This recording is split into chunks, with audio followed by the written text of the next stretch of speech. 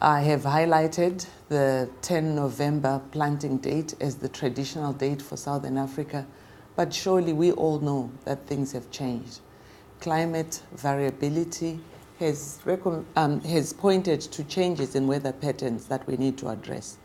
But at the moment, we have not created opportunities for the available research to go to the people who need to use it, the farmers. And through Farming First, we are promoting an increased investment in public expenditure for research and development and the promotion of technology adoption. In most cases, the research has been done, but it's sitting on the shelf.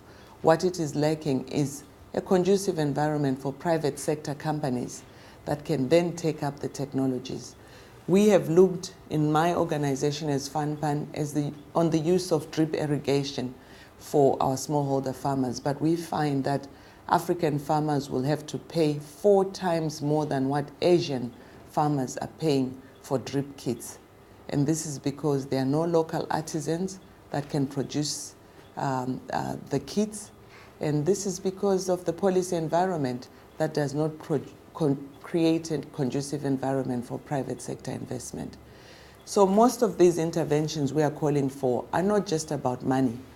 Most are about creating a policy environment. And we are happy that the forthcoming United Nations Commission for Sustainable Development is focusing on policies.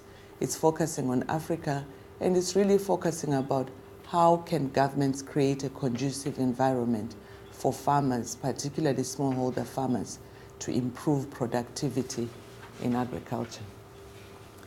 I have highlighted the constraints that we are facing and the statistics you have there, which I've been touching on.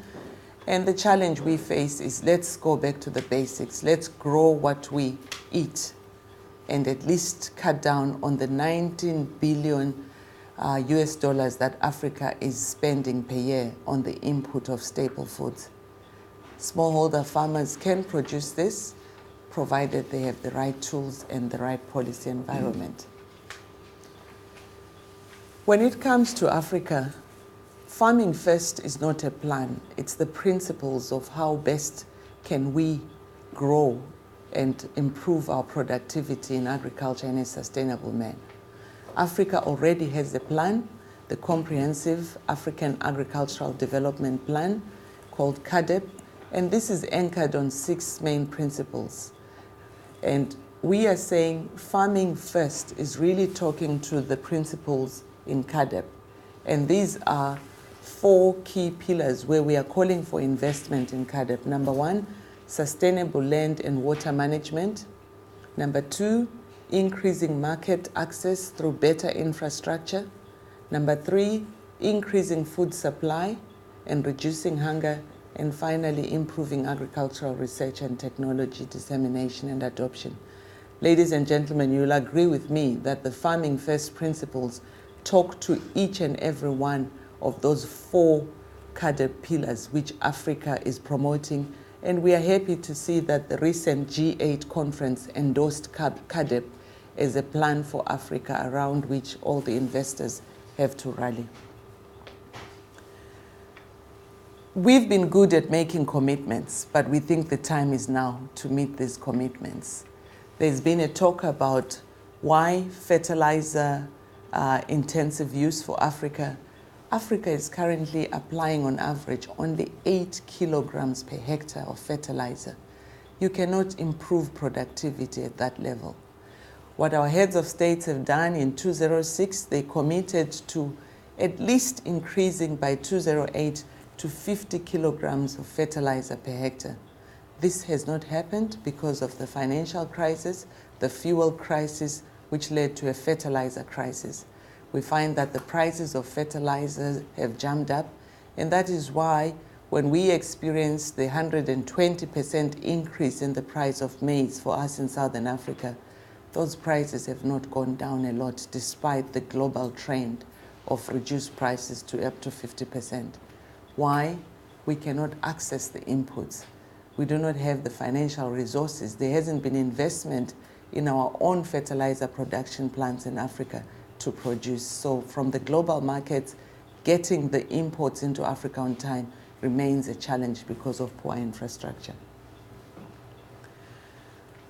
What then are we going to do to create a conducive environment? I think the global crisis that we face creates a big opportunity for the whole world to work in concert.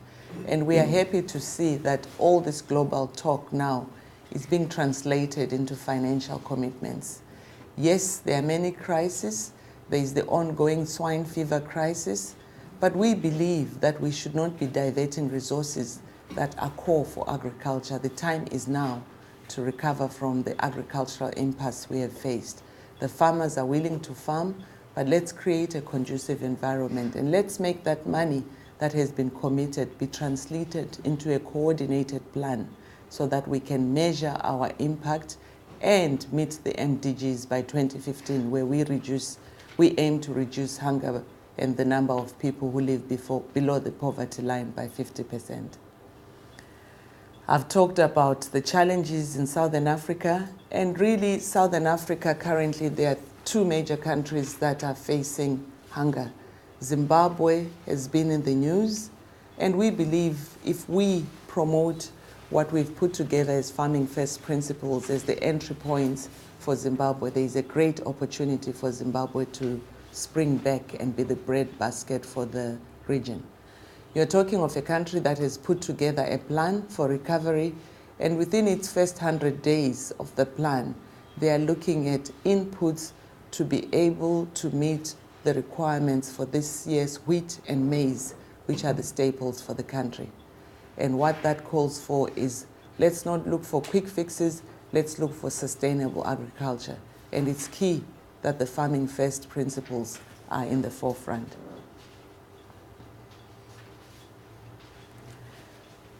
We talk of Zimbabwe as struggling to come out of the situation they are in, but what we are happy to share is that we know of countries that have been in similar situations. 3 years ago, Malawi was importing to meet food needs for 5 million poor people out of a population of 13 million. Currently, Malawi has moved using the smallholder producers from a net importer to an exporting country, which is feeding Zimbabwe, Swaziland, and the rest of the region. How did they achieve that? They've been able to double productivity from 800 kilograms per hectare of maize harvested by smallholder farmers to 2.5 tons per hectare over 3 years. How did they do that?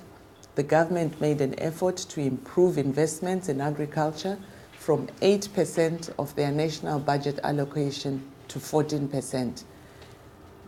The CADEP program, the African program, recommends a minimum of 10%, and Malawi is one of those countries that have gone above the 10% recommended level to 14%. And the results are clear in the way they've been able to improve productivity.